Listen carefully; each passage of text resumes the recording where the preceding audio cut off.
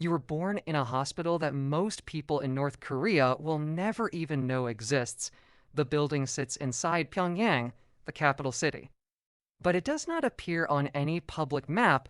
The entrance road is guarded by soldiers from the Korean People's Army, and the surrounding streets are monitored by internal security officers weeks before your birth.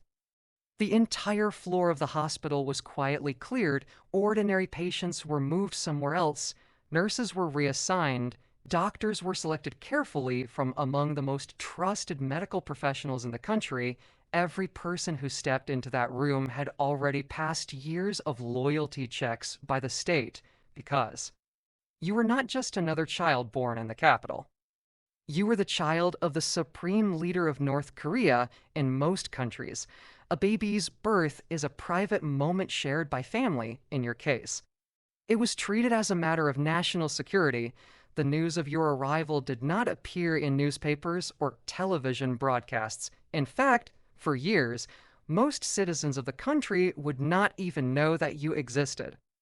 Secrecy is one of the most powerful tools in North Korea's political system, and the leadership family has always lived behind a wall of carefully controlled information. Even high-ranking officials often know very little about the personal lives of the ruling family. Your first home was not the famous buildings people see in documentaries about Pyongyang.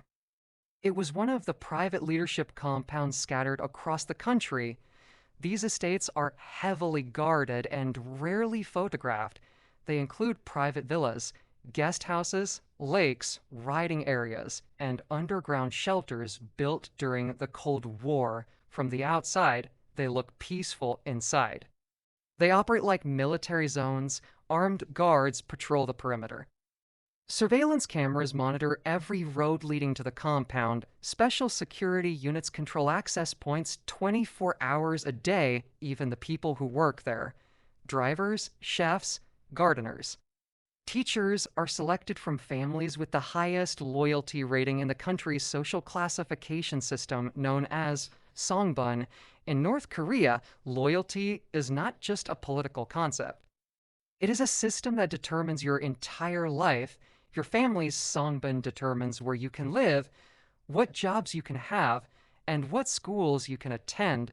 But you were born into the highest category imaginable. The leadership bloodline sits above the entire system. For the rest of the country, your family is not simply the government, it is the center of the state itself. Your childhood unfolds inside a world that most North Koreans will never see. While millions of people live in small apartments or rural villages, you grow up surrounded by large gardens, private sports facilities, and carefully maintained estates reserved only for the leadership. But privilege in your world comes with a strange kind of isolation. You cannot simply leave the compound and walk through the streets of Pyongyang. Every movement outside the estate requires preparation by security teams. Roads are cleared, guards are stationed along the route. Entire sections of the city may temporarily close while the leadership convoy moves through to you.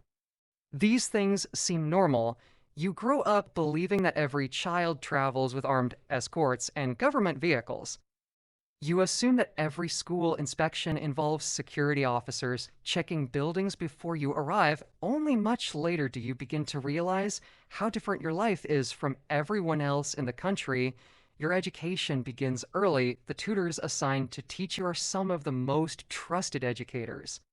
In North Korea, they do not only teach mathematics and science. They teach history from the perspective of the ruling party.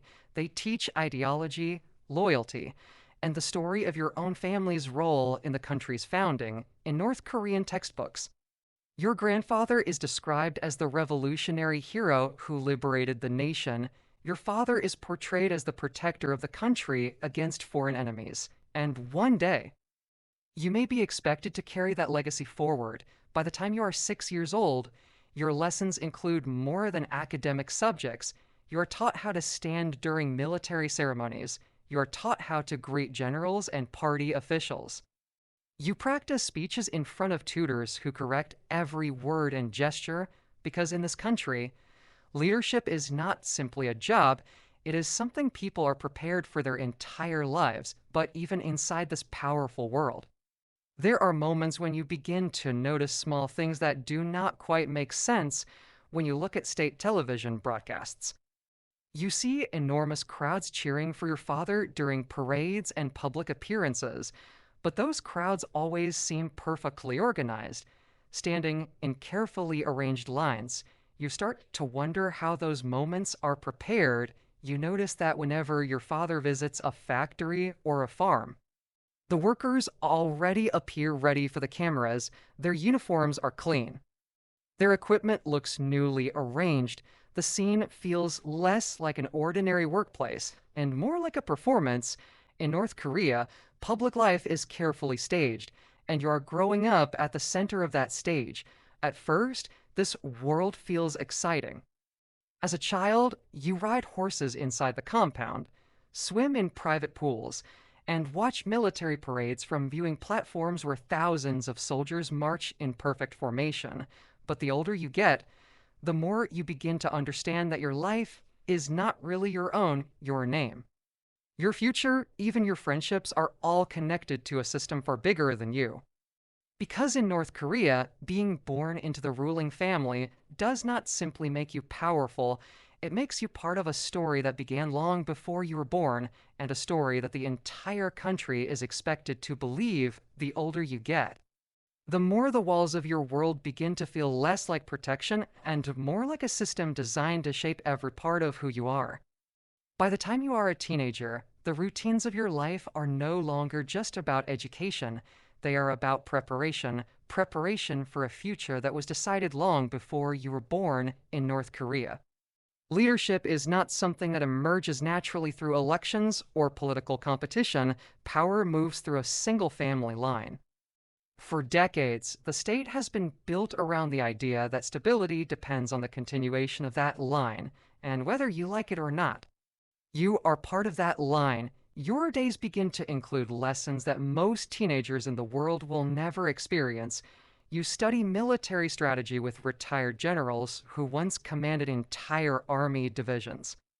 They teach you how wars are planned, how supply lines work, how alliances are formed and broken. You also study diplomacy. North Korea's relationship with the outside world is complicated. For most citizens, foreign countries are distant and mysterious places shown only through carefully selected images on state television. But inside the leadership circle, understanding foreign governments is essential. Your tutors explain the power structures of countries like China, Russia, and the United States. They teach you how negotiations work, how sanctions affect economies, and how global politics shapes the decisions of governments at the same time. You are taught something equally important: caution. Because the world outside North Korea is not simply a place of opportunity, it is also seen as a place of potential threats. The country's leadership has always believed that survival depends on maintaining control and preventing outside influence from destabilizing the system. That belief shapes everything from media censorship to internet restrictions to the constant emphasis on national unity. You begin to understand that the country your family governs is not just isolated by geography, it is isolated by design inside Pyongyang. Life is already very different from the rest of the country. The capital receives better infrastructure, cleaner streets, and access to goods that many other regions rarely see. The people allowed to live there are carefully selected through the Songbin system, meaning most residents already come from politically loyal families. But even within Pyongyang, your life is another level entirely. You travel in motorcades that move through streets cleared ahead of time. Entire traffic systems pause while the leadership convoy passes. People stand along the sidewalks, waving flags or applauding as the vehicles drive by. Sometimes you wonder how many of them truly feel excited in those moments, and how many are simply following instructions. Because you slowly begin to realize something important about life in North Korea, Almost everything is organized. Festivals are organized, parades are organized, even enthusiasm is often organized. The first time you witness a national military parade from the leadership viewing platform, you are stunned by the scale of it. Thousands of soldiers march in perfect formation across Kim Il sung Square. Rows of missiles roll past on massive transport vehicles. Fighter jets streak across the sky in tight formations to the outside world. These parades are displays of military power. To you, they also feel like enormous productions designed to reinforce a message: strength, unity, loyalty. But even in moments like these, the expectations placed on you are impossible to ignore. Officials watch how you behave. Advisors quietly evaluate how you speak to military officers. Even your posture during public events becomes something people study, because every gesture from a member of the ruling family can carry political meaning at first. The attention feels overwhelming. You notice that adults often become unusually formal when they speak to you. Some avoid eye contact entirely, unsure how casually they are allowed to interact with someone from the leadership family. Others go out of their way to show respect. Sometimes in ways that feel exaggerated.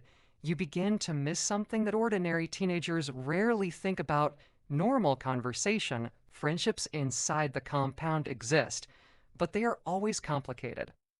The children around you know exactly who you are. Their families have built careers within the government or the military. They understand that your future may eventually place you at the center of the country's leadership, and that knowledge changes how people behave around you. You start to realize that. Genuine honesty becomes rare when power is involved. At the same time, you become increasingly aware of the contrast between your life and the lives of ordinary citizens. During carefully managed visits to factories or schools, you see people lined up to greet your family. Workers present flowers. Students perform songs praising the leadership. But sometimes, in the brief moments when the cameras turn away, you catch small glimpses of reality. Tired faces, quick, nervous glances, conversations that stop the moment security officers walk past. These moments stay in your mind longer than the speeches or ceremonies, because they hint at a side of the country that your official education rarely talks about. By the time you reach your early 20s, the expectations surrounding you become even clearer. Government advisors begin including you in more serious meetings. Discussions about economic policy, military planning, and international negotiations take place in rooms where the atmosphere feels very different from the classrooms where you once studied. These meetings are not theoretical, they shape the direction of an entire country. You begin to understand how fragile the balance of power can be. North Korea operates under intense international pressure. Economic sanctions restrict trade. Diplomatic relationships shift constantly. Military tensions on the Korean peninsula never fully disappear. Maintaining stability requires constant attention. And the people around you want to know whether you are capable of carrying that responsibility someday. It is a strange realization. Your entire life has been shaped by systems designed to prepare you for leadership: the education, the security, the carefully controlled environment. All of it has pointed toward a single possibility, but that does not mean the decision feels simple. Because you have also seen the personal cost of that power, you have watched your father spend long nights surrounded by advisors, reviewing reports and planning responses to crises. You have seen how rarely he moves freely without security teams, how every public appearance is carefully managed. Power in North Korea does not come with privacy, it comes with constant pressure. And as you stand inside those meeting rooms, listening to discussions about military exercises and diplomatic negotiations, you begin to ask yourself a question that no one else can answer for you. Is continuing the dynasty your duty? Or is it simply the role history expects you to play? Because the truth is, from the moment you were born inside that guarded hospital wing in Pyongyang, your life stopped belonging entirely to you. It became part of something much larger: a system, a dynasty, and a country that has been built around both.